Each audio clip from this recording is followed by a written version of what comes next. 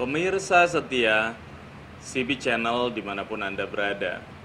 Pada kesempatan kali ini kita berdiskusi mengenai sejauh mana kesiapan KPU Kota Depok di dalam penyelenggaraan pemilihan calon anggota legislatif ya yang nanti akan diselenggarakan pada 9 April 2014.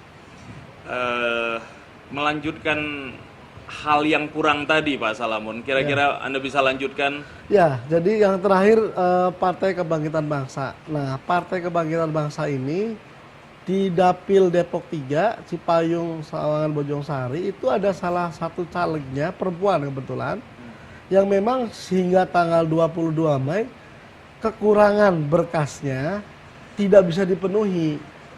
Akhirnya ya dengan terpaksa dan memang partainya pun memang sudah berupaya ya memenuhi itu, tapi mungkin bacalegnya tadi tidak kooperatif sehingga pada akhirnya ya PKB pun mengalami nasib seperti dua partai yang lainnya. Ini jangan-jangan gitu. Bacaleg yang modelnya seperti ini bacaleg yang setengah hati ini jangan-jangan. Ya itu kembali kepada partai karena sekali lagi KPU melayani partai, bukan melayani bacaleg. Jadi ketika melayani bacaleg itu adalah atas nama partai.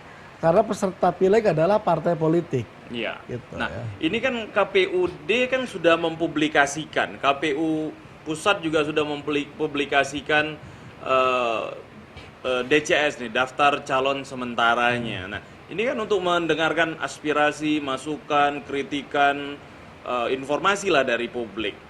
Nah, uji publik lah bahasa gampangnya. Pertanyaan saya, sejauh mana KPU Depok mendapatkan uji publik terhadap bacaleg yang sudah di DCS-kan? Iya, jadi memang secara tahapan setelah KPU Depok menyampaikan laporan hasil akhir dari penelitian berkas, maka diterbitkan keputusan KPU tentang daftar calon sementara. Dan secara kewajiban KPU wajib mengumumkan kepada masyarakat selama 5 hari minimal di satu media cetak. Dan ini kita lakukan di Kota Depok karena memang bahwa pemilu juga harus berdampak ekonomi buat warganya. Maka pada saat kita mengumumkan DCS, kita bekerja sama dengan 3 koran. Yang memang 3 koran ini tiga-tiganya harian yang ada di Depok. Saya sebut saja Monde, Jurnal, dan Radar Depok. Nah, melalui 3 koran ini kami publish nama bacaleg tadi yang memang secara keseluruhan ada 554 selama 5 hari ya. Kemudian selama 5 hari itu juga ditambah 5 hari setelahnya KPU secara tugas dan fungsinya wajib menerima masukan dari masyarakat apapun. Sudahkah masyarakat memberikan opininya terkait dengan caleg-caleg yang ini sudah yang ada? Memang KPU sendiri tidak bisa menilai sebetulnya ini pertanda baik atau tidak.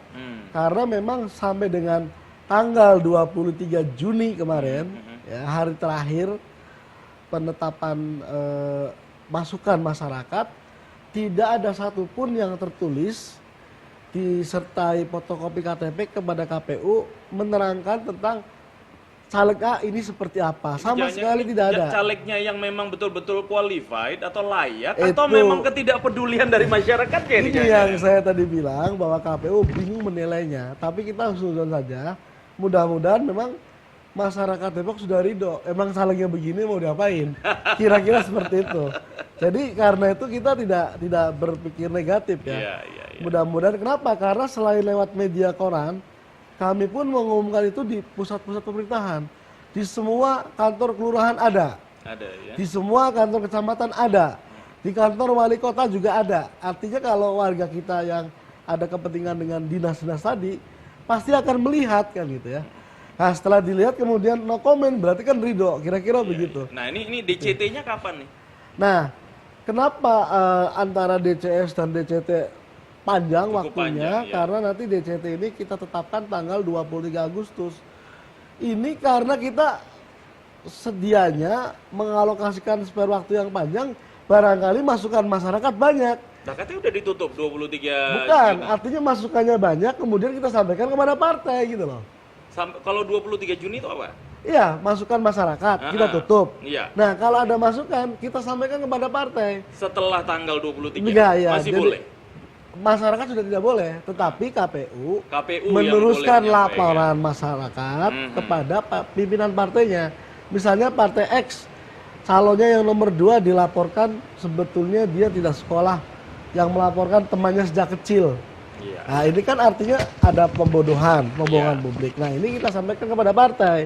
Ini adalah laporan masyarakat, partai Anda seperti ini, calon Anda. Silakan disikapi. Yang jelas KPU akan melaporkan ke Panwas untuk mengetahui kebenaran berita Iya. tadi. Ini berita yang seliweran Ya. di luar sana dikatakan ada caleg selebriti yang mundur nih katanya. Nah, dari itu- salah satu partai ini. Itu tadi, itu sebetulnya kita tidak pernah menerima surat pengunduran diri dari partai Iya. tentang calegnya. Yang pasti hingga tanggal 22 Mei yang tadi selebriti tadi tidak memenuhi seluruh persyaratan administrasinya sehingga kita coret. Iya. Jadi tidak ada bahasa mengundurkan diri kalau ke KPU, termasuk caleg dari PKB pun dari PKPI tadi. Jadi Baik. artinya empat-empatnya kita anggap Oke. tidak terpenuhi syaratnya Baik. gitu. Nah, artinya urusan pencalegan nggak ada urusan dengan selebritas atau tidak. Ya. Nah, siapapun Anda, sepanjang Anda adalah calon anggota legislatif yang telah memenuhi persyaratan formal, itu yang akan diproses, di DCS-kan oleh KPU dan di DCT-kan pada tanggal 23 Agustus 2013 yang akan datang. Setelah pesan-pesan berikut, kita akan bahas kembali seluk-beluk pemilu 2014. Kita lanjutkan.